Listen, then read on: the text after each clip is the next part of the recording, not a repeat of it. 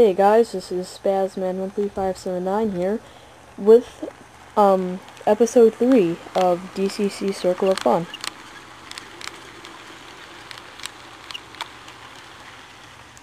In this episode I'll be explaining easy to do DCC wiring and control setup.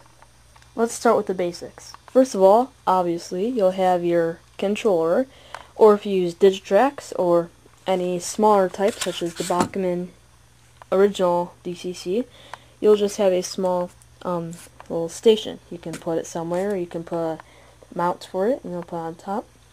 But for mine, since I have a walk around throttle, I use a couple small screws to attach my main power base and actual control base to one of the legs of my layout, and using the supplied rope wire I put my controller on.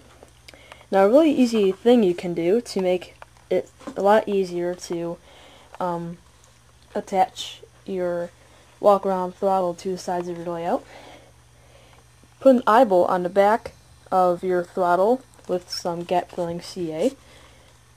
Just make sure it's like a very strong hold, you don't want it falling or anything.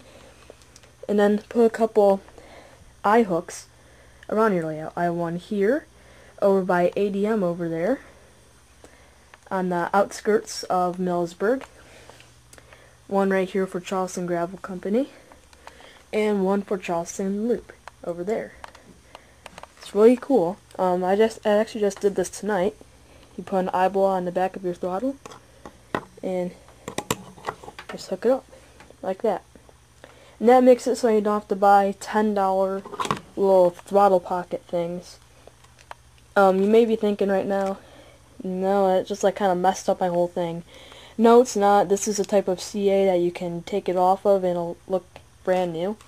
So if I ever want to take this eye bolt off, I can take it off and it will look fine. That's just a really easy way to hold your throttles.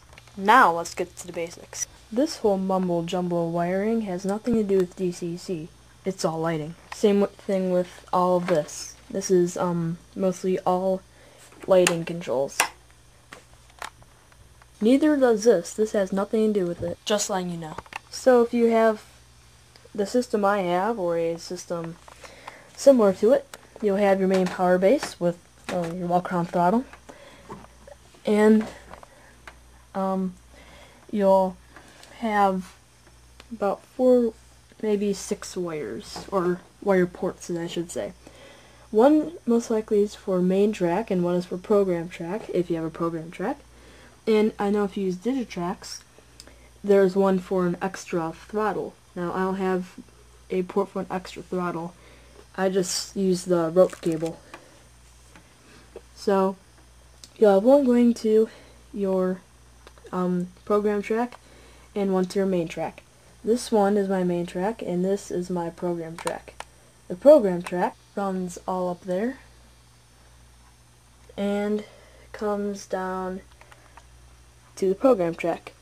I put mine beneath my layout and completely away from the top, because some people on top of their layout, some kind of siding or something, they'll have as their program track. The problem is, if you have a small layout and you need all of the industry spurs and things you can't run trains on your program track. So that's why I put mine completely separate from the main track.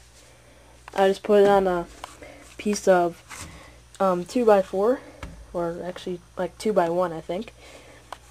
Put some more 2x1s on the ends as buffers, and I put pieces of foam on the ends. Because one time I had an engine freak out as I was programming it, and it went and shot towards the end, and it got kind of damaged. So after that I put these foam pads, and they will save you a lot of money. Yeah, it's just a piece of flex track, nothing special. And now for the main track. All of the wiring over here is all DCC wiring. And so is all of this. First of all, you have the wires coming from your main track port on your main control station. you have the main track wires coming, and what you're going to want to do before you do any of that, make a loop of 2 different colored wires. Make sure different colors. I picked black and white on some, white as my hot and black as my ground. And in other areas where I ran out of this type of wire, I used red for my hot and black for my ground. So black is ground in both cases.